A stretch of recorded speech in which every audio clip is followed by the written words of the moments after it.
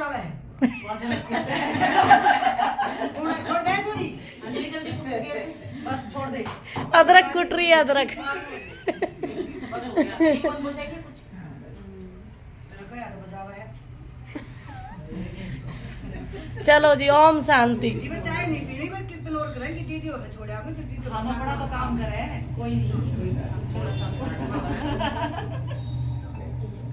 ओम शांति। ओम शांति। तो हम सभी कितने समय से बड़ा अच्छे अच्छे भजन गा रहे थे, उमंग में बहुत ही ज्यादा खुशी का अनुभव कर रहे थे। देखो उसमें कितना झूम झूम के ना, उसमें पूरा हमारा शरीर भी साथ में जैसे कि उसी मस्ती में होता है। गीत भी ऐसे ही गा रहे थे कि हमें तो मस्ती चढ़ चुकी है। जब मस्ती चढ़ जाती है तो क्या होता है कि शरीर भी झूमता है, मन भी झूमता है। वही उतनी देर अगर हमें कोई ऐसा कार्य अपना शरीर के द्वारा करवाना पड़े जिसमें हमारा मन ना हो, तो वो करने में हमको थकावट हो जाएगी थोड़ी देर में।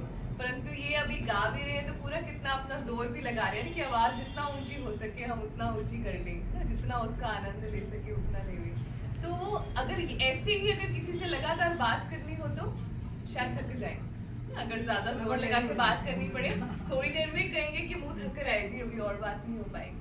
लेकिन जब भजन कर रहे हैं तो लग रहा थोड़ा और वो जैसे वाकई में जो कहते हैं मस्ती चढ़ जाती है, वो मस्ती चढ़ जाती है।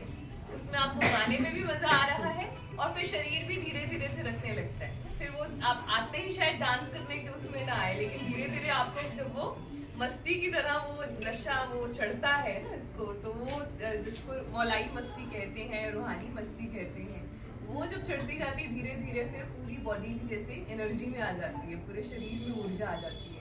और फिर करता है कि अभी उसको और कैसे हम एक्सप्रेस करें, तो फिर हम उसको डांस के माध्यम से अपनी खुशी के माध्यम से उसको प्रस्तुत करते हैं। बात तो सारी है कि इसमें हमें खुशी का अनुभव कितना होता है। और गा भी कह रहे थे हमारी दो ही रिश्तेदारी, किस किस से? प्रैक्टिकल में देखा जाए तो ये वाली रिश्तेदारी शायद हम सबसे कम निभाते होंगे। बाकी सारी रिश्तेदारियां हम पहले निभाएंगे क्योंकि पहले बाकी ये वाली रिश्तेदारी में कभी कहीं ना कहीं थोड़ा सा फर्क पड़ जाता है। भगवान को हमने बड़ा वीआईपी बनाया हुआ है, नहीं? ऐसा है कि नहीं? भगवान वीवीआईपी है, उसमें कोई हर्जा नहीं। पर हमारा बाप भी तो लगता है कि जो वीआईपी होता है ना, उसको कभी कभी मिलते हैं और बहुत अच्छे से उसको मिलते हैं, उसका पूरा आदर सत्कार करेंगे, उसका रिगार्ड रखेंगे, उसके आओ भगत में कोई कमी ना रह जाए, हम उसका भी पूरा ध्यान रखेंगे। जो बहुत वीआईपी हम जिसको मानते हैं उसके सम्मान आदर सत्कार में हम उसको बहुत ज्यादा कोई कमी नहीं छोड़ना चाहते हैं। लेकिन जो हमारे अपने होते हैं उनको हम भले उतनी आओ भगत ना करें, पर हमारा ज्यादा समय जो है उनके साथ ही बीतता है, जिसको हम अपना मानते हैं। तो उनके साथ हम ज़्यादा टाइम स्पेंड करते हैं और उनके बारे में ज़्यादा सोचते हैं, हमारा मन ज़्यादा उनमें लगा रहता है। वीआईपी का तो तब ध्यान आएगा जब उसको आना होगा कि उससे संबंधित कोई काम होगा, तब उसके बारे में सोचेंगे। लेकिन जो हमारे अपने हम जिनको मानते हैं उनके बारे में सारा दिन सोचते हैं।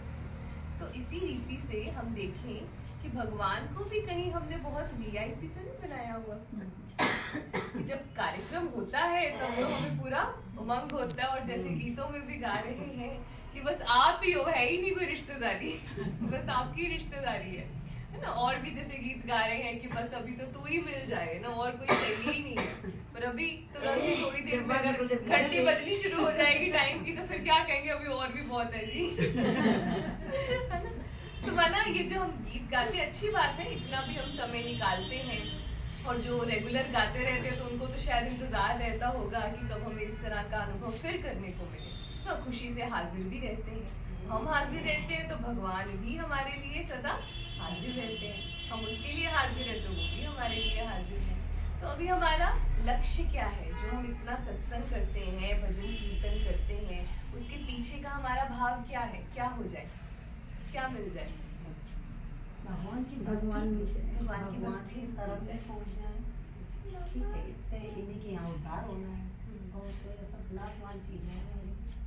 तो इसलिए भगवान के प्रति थोड़ा सा ज्ञान तो नहीं है, लेकिन कोशिश करते भाव है अंदर का कि इनके यहाँ अगर जगह मिलती है तो संसार में कहीं ना मिले कोई दिक्कत नहीं। जैसे गा भी रहे थे ना कि सतगुरु में तेरी पतंग क्या हवा में उड़ दी जावांगी, कि जब हमारी पतंग जो है उसकी डोर अगर भगवान के हाथ में है, वो सतगुरु कौन है? परमात्मा। तो अगर उसके हाथ में मेरी डोर है तो फिर तो मैं उड़ती जाऊंगी। कि माना कहते हैं ना, बच्चे के ऊपर भी जब माँ बाप का साया रहता है तो बच्चा बड़ा निश्चिंत रहता है, बड़ा खुश रहता है।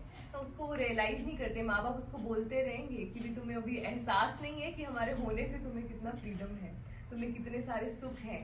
तो जब हम नहीं होंगे तो पता चलेगा कि कितने सारे सुख से वंचित रहेंगे। उसी प्रकार से परमात्मा के हाथ में अगर मेरे मन की डोर है तो फिर हम कितना ही जो है आनंद का और सुख का अनुभव कर सकते हैं।